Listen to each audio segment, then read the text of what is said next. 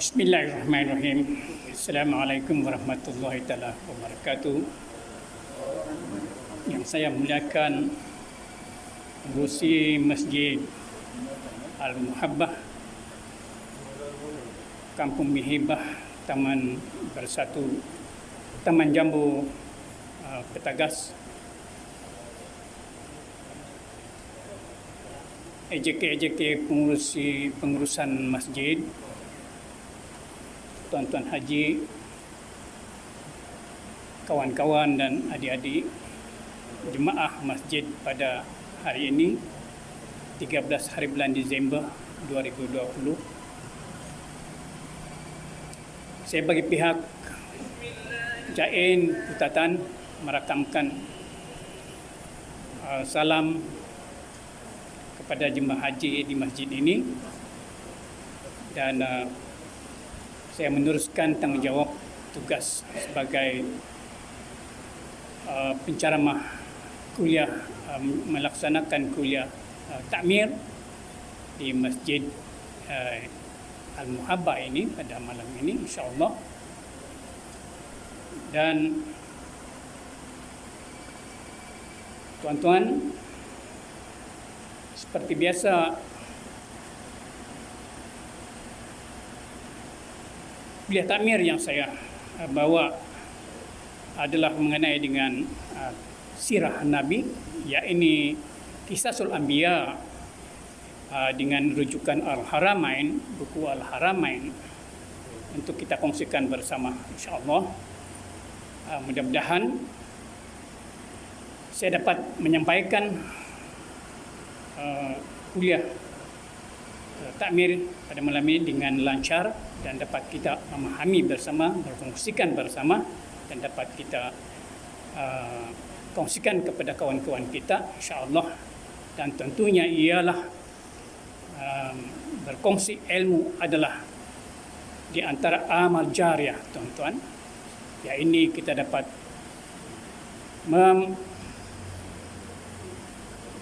mengamalkan diri sendiri, dan juga kita akan berkongsikan kepada kawan-kawan yang lain, dan itulah namanya amal jariah, tuan-tuan.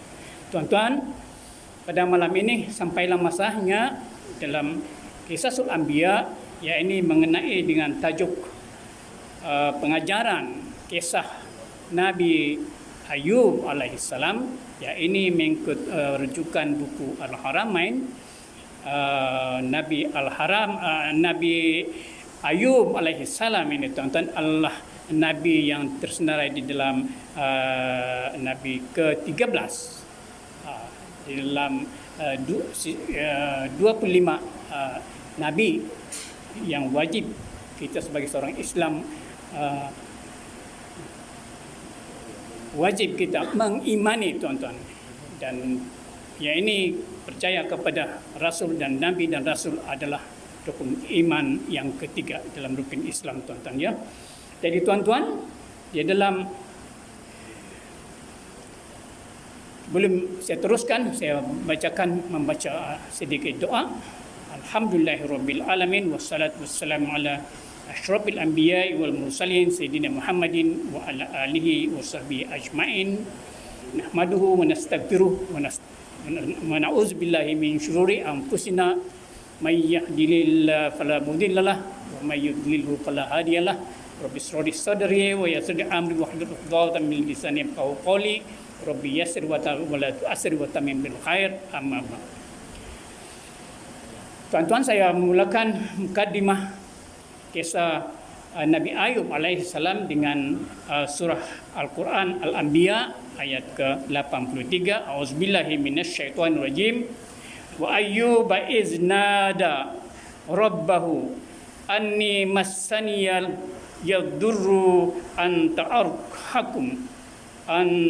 arhamur rahimin, yang bererti, dan ketika Ayub berseru kepada Tuhannya, wahai Tuhanku, iblis telah menggangguku dengan berbagai godaan yang dilakukannya. Hanya Engkau lah, wahai Tuhanku, yang maha pengasih dan maha penyayang. Tuan-tuan, mengikut surah Al-Anbiya ayat ke-83, ayat ini inilah satu-satunya doa Nabi Ayub alaihissalam, tuan-tuan, kepada Allah Subhanahu wa taala di akhir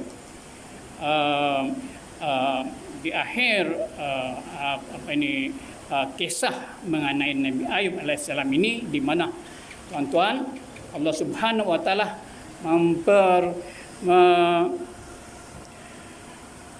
memperlihatkan umat kita, manusia, tuan-tuan, yang kita ini sekarang, bahawa Allah memilih Nabi Ayub alaihissalam, tuan-tuan, sebagai seorang nabi yang alim, sebagai seorang nabi yang saleh, yang sabar, tuan-tuan. Dan, tuan-tuan, bagaimana Allah dapat mengenal pasti Ayub ini akhirnya menjadi Nabi Ayub alaihissalam, tuan-tuan, ialah inilah Allah telah mendapat maklumat daripada para malaikat, tuan-tuan.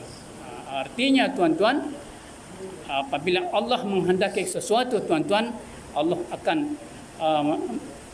memerintahkan para malaikat untuk mencari pada Nabi Ayub ini, tuan-tuan, menentukan, memilih di kalangan manusia sebagai seorang yang beriman, manusia yang di dunia ini yang beriman kepada Allah pada ketika itu, tuan-tuan.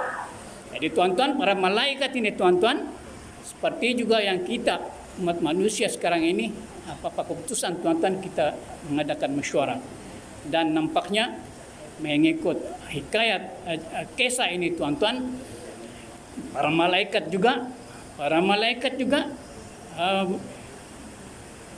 berkumpul dengan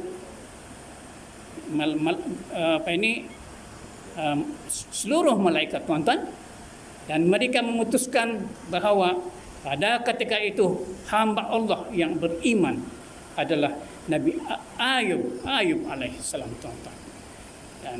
Dan serentak dengan itu, tuan-tuan, apabila Ayub telah ditentukan sebagai nabi yang adalah manusia yang beriman, tuan-tuan, Allah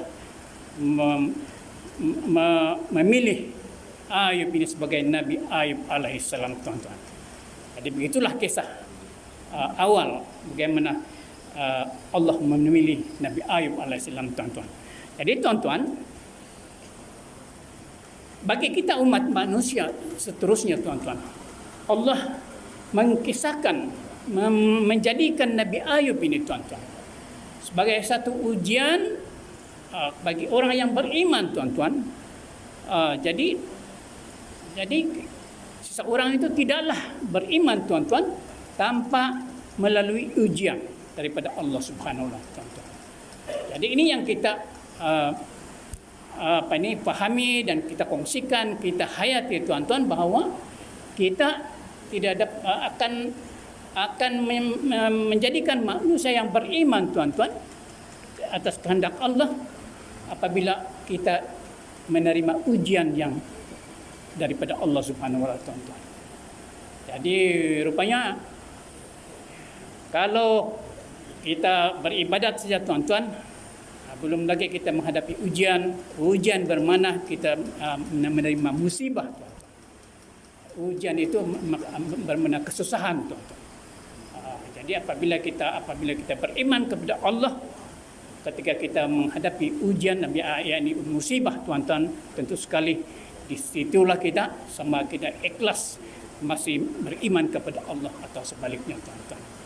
Kita akan ketahui ini dengan pahami ini dengan sejarah jelasnya, tuan-tuan, di mana Nabi Ayub alaihissalam ini, tuan-tuan, dalam hidupnya, tuan-tuan, sehingga mencapai usianya 80 tahun, tuan-tuan. Jadi ketika itu sudah berumah tangga dengan istrinya, Rahmah nama istrinya. Mereka tinggal di satu dataran Hauran di Damaskus. Ini Damaskus ini, tuan-tuan, di selatan Syria sekarang ini, tuan-tuan, ya. Jadi yang Ayub alaihi salam ini, tuan-tuan, bukanlah juga calang-calang orangnya, tuan-tuan. dia ini anak keturunan Nabi Ilyas. Dia apa namanya ini, nama bapa dia tu tuan-tuan ialah Ish bin Ishak tuan-tuan ya, Nabi Ishak tuan-tuan. Apa ada pembetulan. Jadi Ishak ini sepupu dia ini Nabi Yakub tuan-tuan. Jadi kan dalam zaman Nabi Ishak, Nabi Ish dengan Nabi Yakub ini tuan-tuan tidak diorang apa ini hubungan yang kurang baik tuan-tuan. Jadi Nabi Yakub pergi meninggalkan rumah tuan-tuan. Itulah cerita ya. Nabi Ish ini tuan-tuan mas berada di Palestin pada ketika itu sambil menjaga ayahnya yang sehingga wafat. Jadi Ish inilah bapa Nabi Ayub tuan-tuan. Jadi seterusnya tuan-tuan ya. Jadi Nabi Ayub ini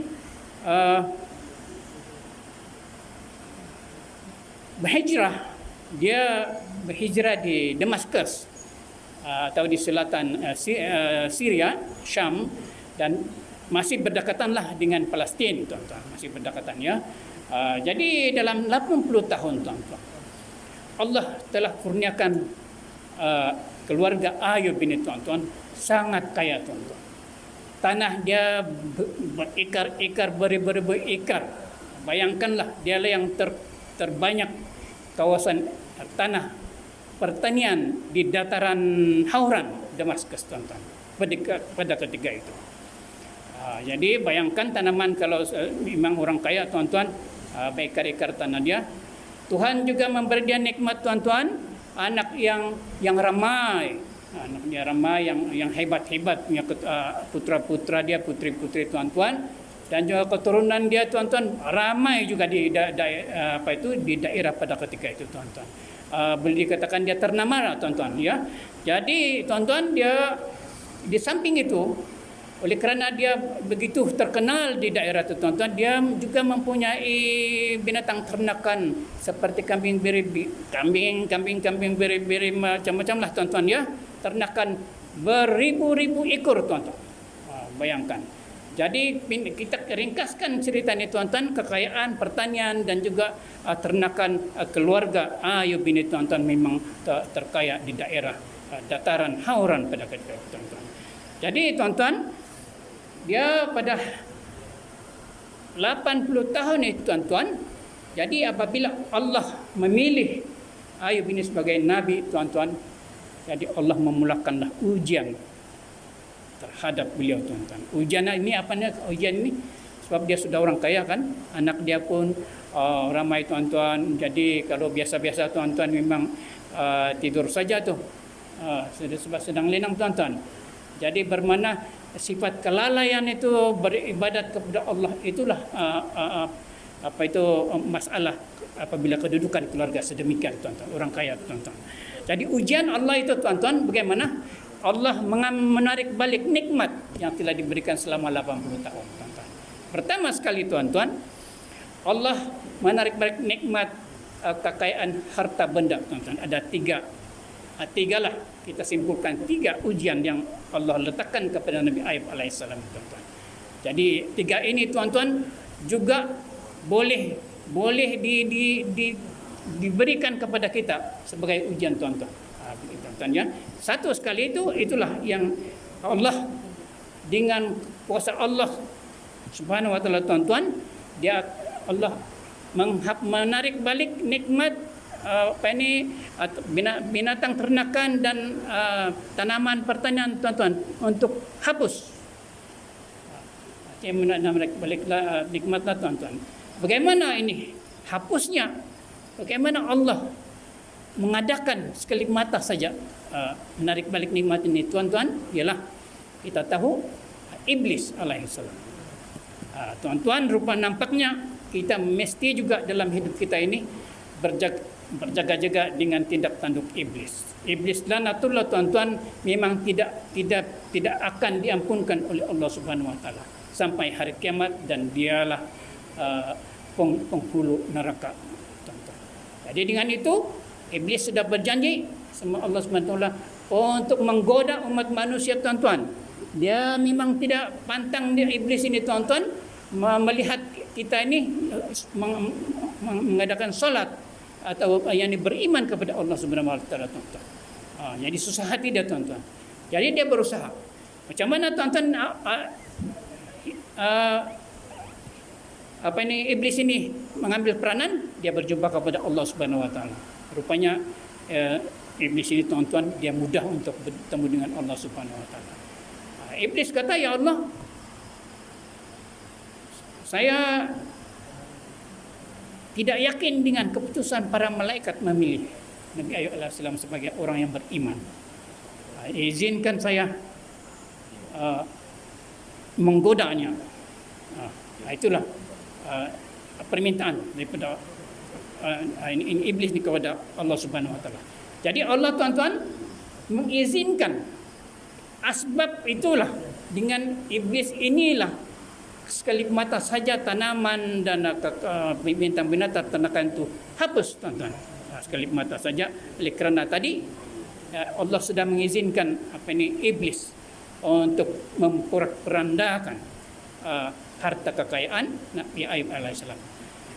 Keadaan selepas itu, tuan-tuan, Nabi Ayub sudah menjadi orang yang kedudukan dia yang kekayaan beliau sudah tidak ada, tuan-tuan. Jadi sebagai manusia yang sudah jatuh daripada kekayaan, nama sudah tidak dipandang manusia sekelilingnya, tuan-tuan, begitulah keadaan. Lantas iblis ini menggoda pada Nabi Ayub alaihissalam, tuan-tuan. Apa godaan dia, tuan-tuan? Dia kata, ya Ayub, wahai Ayub, berhentilah salat. Beribadat kepada Allah, kerana lihatlah, dia kata, kekayaan pun sudah ditarik balik. Engkau beribadat pun sepatutnya Allah, engkau beribadat setiap masa tentu Allah menyelamatkan hartamu. Begitulah tipu daya iblis, tuan-tuan, ya. Jadi banyaklah alasan-alasan tipu daya iblis ini, tuan-tuan, untuk dengan bertujuan supaya Nabi Ayub ini, tuan-tuan, berhenti daripada berzikir dan solat sujud kepada Allah. Itulah berhenti supaya iblis memberhentikan Nabi Ayub ini, tuan-tuan, daripada sujud, berzikir, beribadat dan lain-lain ibadat kepada Allah dan bersyukur kepada Allah, tuan-tuan. Itu saja. Jadi, tuan-tuan, apa jawab Nabi Ayub alaihissalam, tuan-tuan?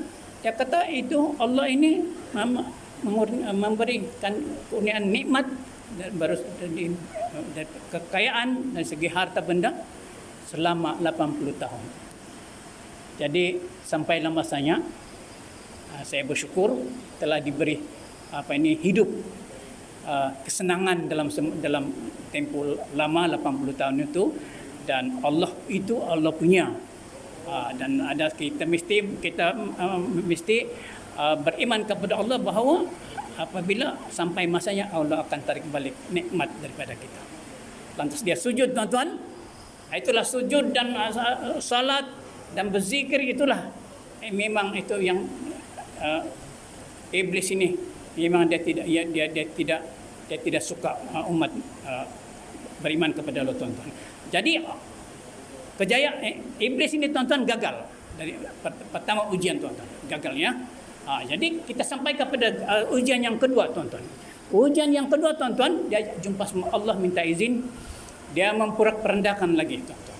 Satu lagi cara dia berjumpa kepada Allah, ya Allah, Nabi Ayub masih lagi beriman dan bersalat dan berzikir, beribadat kepadamu, sebab dia masih lagi ada anak-anak dia ramai, rumah dia, mahligai dia, istana dia masih ada. Itu dia jawapannya kepada ujian yang kedua ini, tuan-tuan, ya. Kalau dia kata anak-anak dia sudah tidak ada, rumah dia sudah tidak ada, kemungkinan besar dia tidak lagi ingat kepada Allah, kepada Engkau, ya Allah. Sebagainya. Itulah permintaan alasan iblis, tuan-tuan. Jadi sekiranya kami minta izin, ya Allah, supaya kami hancurkan zuriat, anak-anak dan lain-lain lagi yang ada pada Nabi Ayub. Nescaya kami yakin apabila keadaan ini berlaku, Nabi Ayub tidak akan beribadat lagi kepadamu, ya Allah. Itu permintaan iblis. Jadi Allah Subhanahu wa taala, tuan-tuan, dia mengizinkan, wahai iblis, laksanakanlah kemohonmu. Itu Allah izinkan, tuan-tuan. Jadi kita berjaga-jaga. Allah ini kalau iblis jumpa kita tidak nampak, tuan-tuan, dia izin saja, tuan-tuan. Jadi inilah simbolik yang kita ambil iktibar daripada kisah ini, tuan-tuan. Jadi tuan-tuan, sebaik saja Allah mengizinkan iblis ini dan kawan-kawannya, tuan-tuan, ini meramai juga iblis punya pembantu-pembantu ini, tuan-tuan, termasuk syaitan lah. Dia pergi di istana anak-anak putra-putri Nabi Ayub alaihissalam, tuan-tuan. Dia orang musnahkan istana dan musnahkan anak-anak, tuan-tuan, putra-putri, anak-anak semua tu matilah semua, meninggallah semua, tuan-tuan. Jadi, tuan-tuan, satu lagi yang kita sebagai iktibar kita ialah kematian bagi Allah Subhanahu wa taala bukanlah satu yang kalau kehendak Allah Subhanahu wa taala kan diizinkan saja. Kematian itu bukan perkara yang berat bagi Allah Subhanahu wa taala. Itulah kudrat dan iradah oleh Allah Subhanahu wa taala. Sebab dunia ini bukanlah tempat yang berakhir bagi manusia, tuan-tuan. Ada lagi akhirat, ada lagi di akhirat, tuan-tuan. Ya. Jadi begitulah, tuan-tuan. Kita tentu berfikir kenapa Allah mengizinkan keluarga yang bagus, senang-senang begitu, dengan mengizinkan iblis supaya mematikan zuriat. Tapi Allah lebih atas kehendak, kudrat dan iradah Allah. Apa saja kalau Allah kehendaki akan berlaku, tuan-tuan, ya. Jadi begitulah seterusnya, tuan-tuan. Apabila dengan keizinan Allah itu meninggallah semua anak-anak Nabi Ayub alaihissalam, tuan-tuan. Termasuk istana pun runtuh. Jadi macam mana meninggal, tuan-tuan, adalah kecederaan ada di antara yang ditindih di bangunan rumah itu, istana itu, dan juga mengalami luka-luka, tuan-tuan, ya. Jadi kita tidak dapat menceritakan bagaimana kematian itu. Jadi itu bab lain, tuan-tuan, ya. Tetapi asbabnya ialah itulah dengan perbuatan iblis ini, tuan-tuan, dan meninggallah anak-anak Nabi Ayub dan juga rumah pun hancurlah, tuan-tuan. Jadi sekarang, tuan-tuan, lebih parah sudah, anak-anak pun sudah tiada, tuan-tuan. Tinggal suami istri lagi berada di rumah, tuan-tuan, yang hidup, tuan-tuan. Jadi sekarang iblis menggoda lagi, datang untuk jumpa kepada Nabi Ayub supaya berhentilah solat, berhentilah beribadat kepada Allah, berhentilah berzikir, tuan-tuan, dengan keadaan itu. Jadi kita, tuan-tuan, kalau dengan pujukan itu, tuan-tuan, pujukan ini bukan dengan dia punya cara-cara iblis ini memang hebat, memang pandai memujuk, tuan-tuan, seperti memujuk Nabi Adam alaihissalam terdahulu, tuan-tuan, ya. Jadi apa respon Nabi Ayub, tuan-tuan? Dia kata begitu sama juga. Selama 80 tahun hidup, Allah mengurniakan zuriat yang baik-baik. Saya sudah bersyukur kepada Allah dengan nikmat yang diberikan oleh Allah. Kalau Allah dengan kekuasaan kehendak Allah, dengan mengambil anak-anak saya reda dengan ketentuan Allah.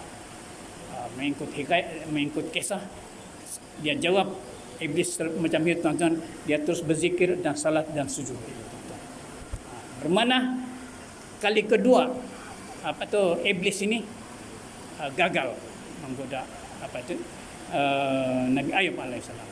Tuan-tuan, kita sampai ke ketiga, tuan-tuan, bagaimana ujian Allah kepada seorang manusia ini bernama Nabi Ayub alaihissalam, tuan-tuan, yaitu pada diri Ayub itu sendiri. Jadi asbab yang melakukan keburukan kepada Nabi Ayub ini, tuan-tuan, tiada lain dan tiada bukan melainkan iblis juga, perbuatan iblis juga, tuan-tuan. Iblis ini, tuan-tuan, berdoa kepada Allah dan minta izin supaya iblis kata, saya yakin kali ini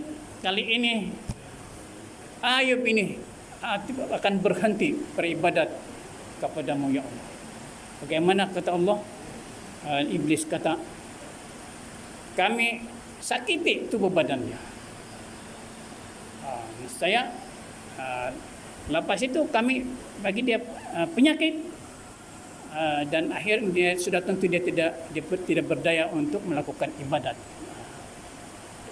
dan berzikir kepadamu, beriman kepadamu, ya Allah. Itulah permintaan iblis alaihissalam, tuan-tuan.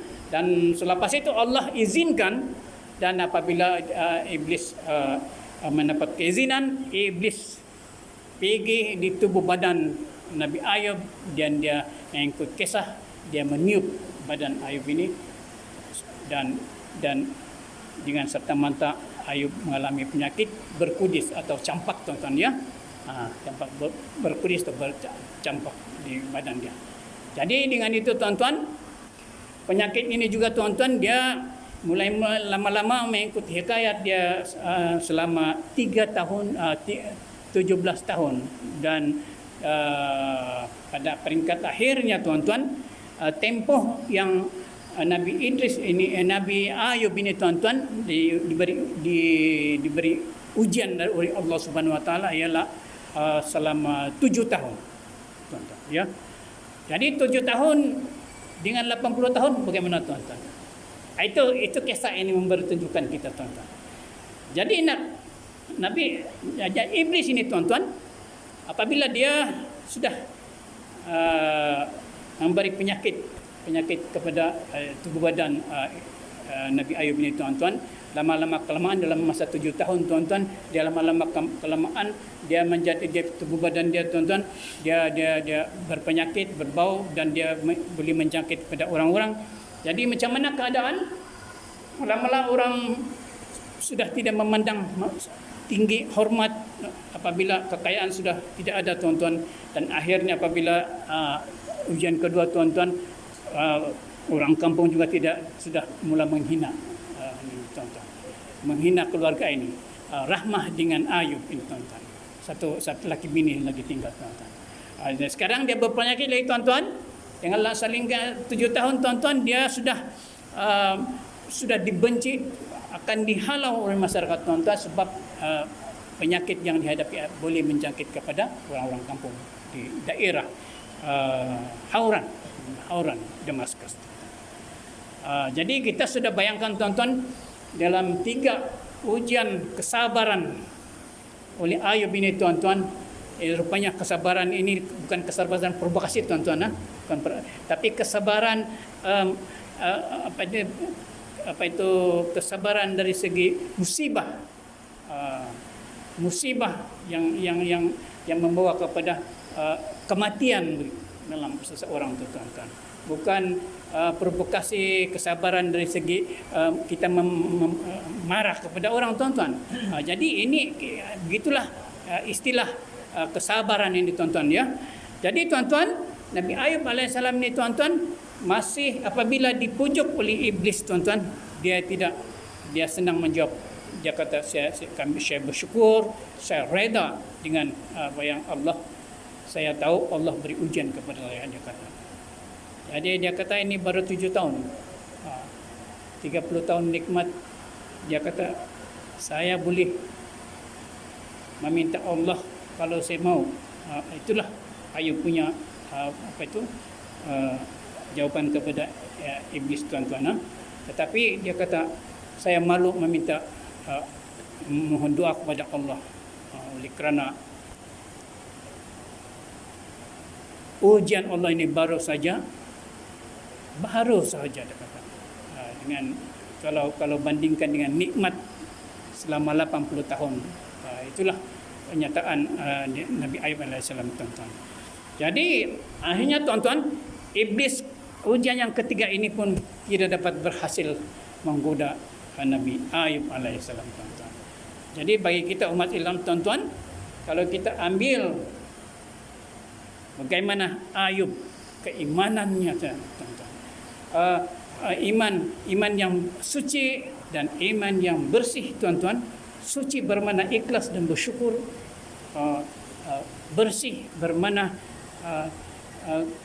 soal-soal keduniaan, dia tidak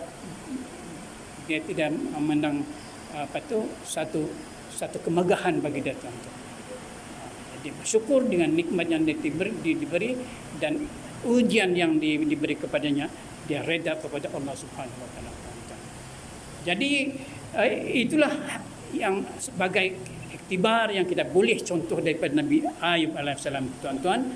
Begitu tinggi dia punya keimanan, kesabaran dia, tuan-tuan. Jadi bagi dalam sebagai seorang mukmin, tuan-tuan, iman dan kesabaran itu adalah satu kait mengait yang memperteguhkan seorang hamba Allah berdekat dengan Allah Subhanahu wa taala, tuan-tuan. Jadi satu lagi, tuan-tuan, yang keempat penutup ujian ini, tuan-tuan, ialah ini melibatkan isteri, sudah, tuan-tuan. Jadi apabila penyakit itu sudah merebak di tubuh badan Ayub alaihissalam, tuan-tuan, dan dia sudah dipinggirkan oleh orang kampung, tuan-tuan, dan ada sudah yang menghalau laki bini, tuan-tuan, mengikut kisah buku Harama ini, tuan-tuan, berbeda sedikit daripada kisah yang lain. Dia Rahmah sendiri yang mengusung suami dia, tuan-tuan, mengusung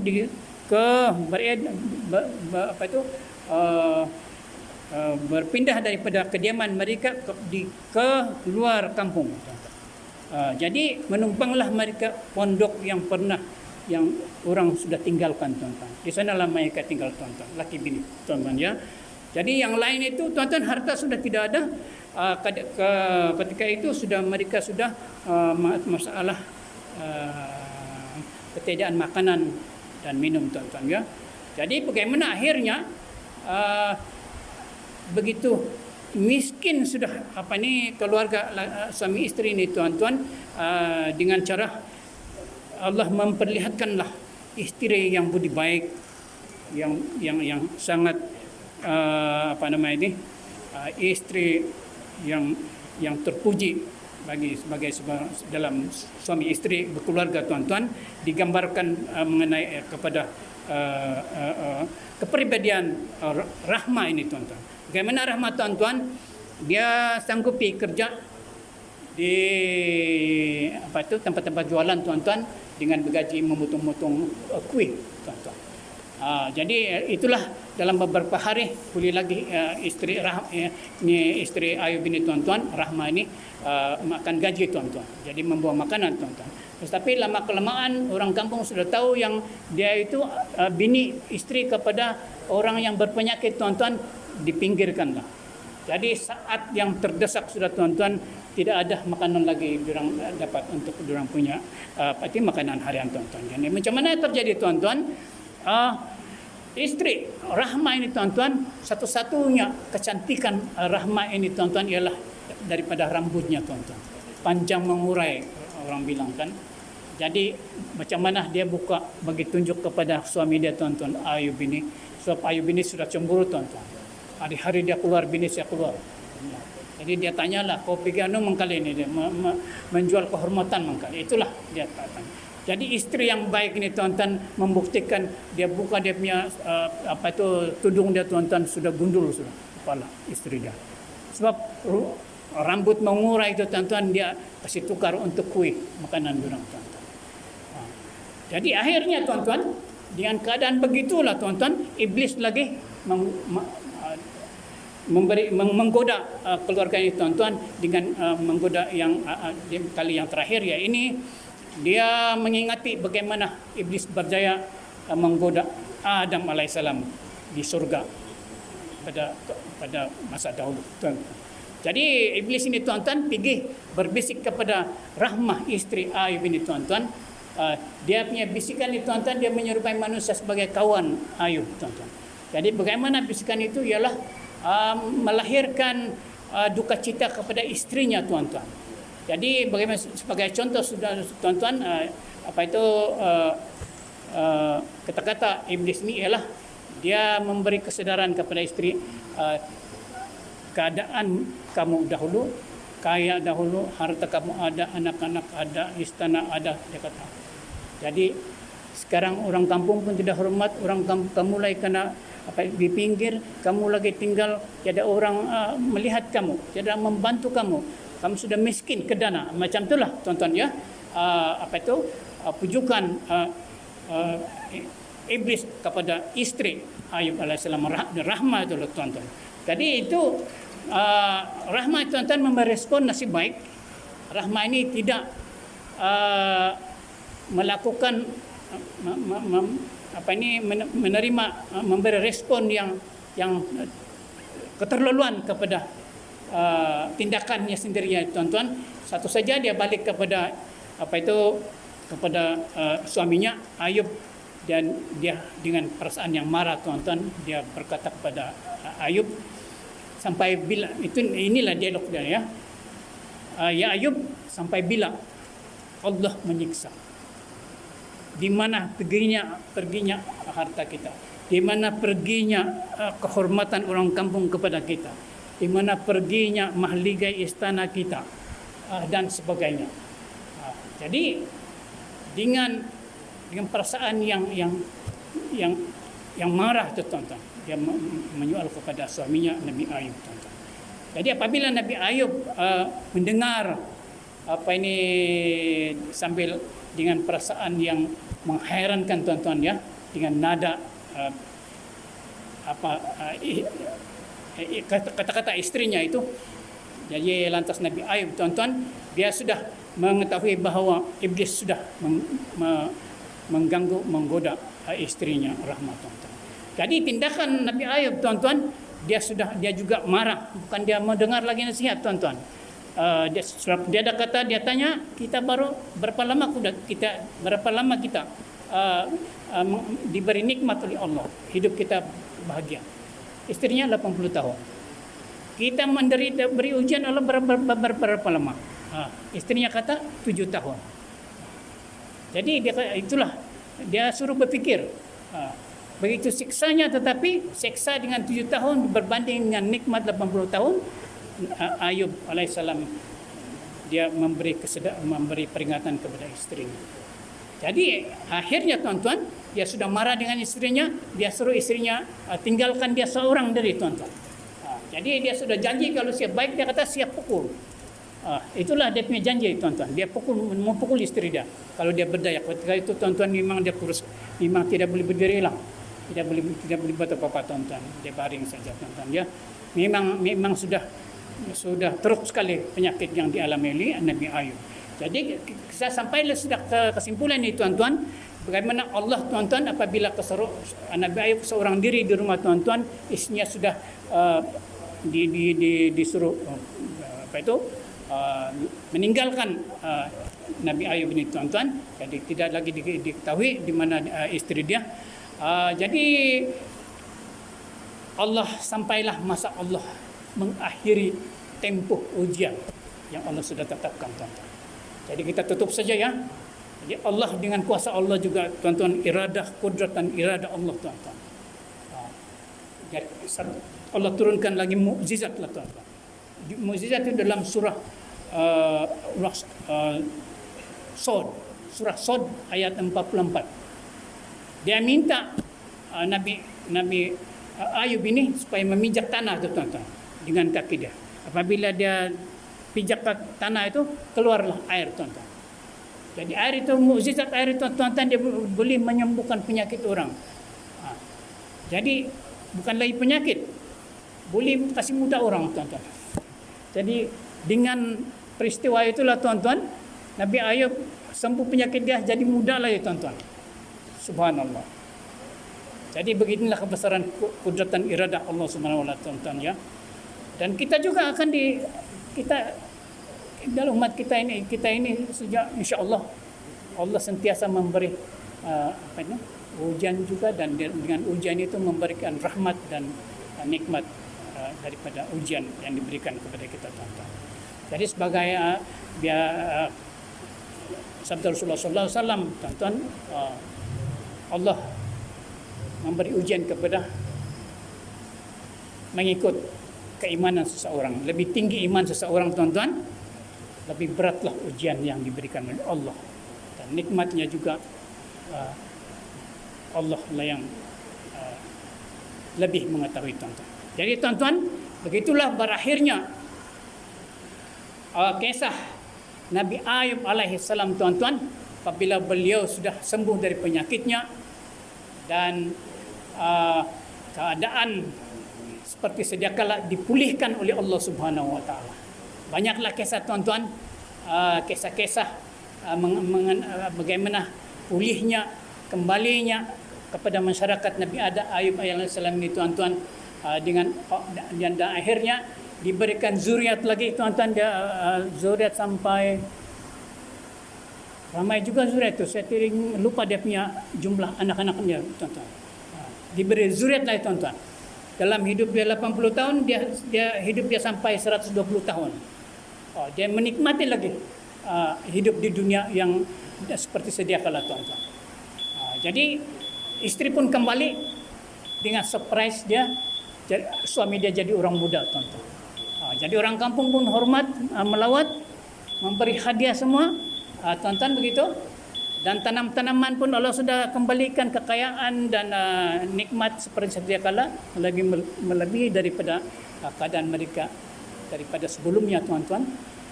Dan sebagai satu kisah bagi Nabi Ayub alaihissalam, dia akhirnya wafat di tempat yang sama, itu di Damaskus, di dataran Hauran, tuan-tuan, dengan usia 120 tahun lebih kurang, dan pada tahun 1420 sebelum Masehi. Jadi berikut nanti kita ada nabi seterusnya, yaitu anak Nabi Ayub alaihissalam. Jadi akhirnya saya sudahi dengan doa. Bismillahirrahmanirrahim. Alhamdulillahirabbil alamin wassalatu wassalamu ala asyrafil anbiya'i wal mursalin sayyidina Muhammadin wa ala alihi wasallam. Rabbi zidni ilman warzuqni fahman. Allahumma rabbi habli minas solihin. Subhana rabbika rabbil izzati amma yasifun. Wassalamu ala mursalin walhamdulillahirabbil alamin. Wabillahi taufiq wal hidayah. Wassalamualaikum warahmatullahi wabarakatuh. Terima kasih.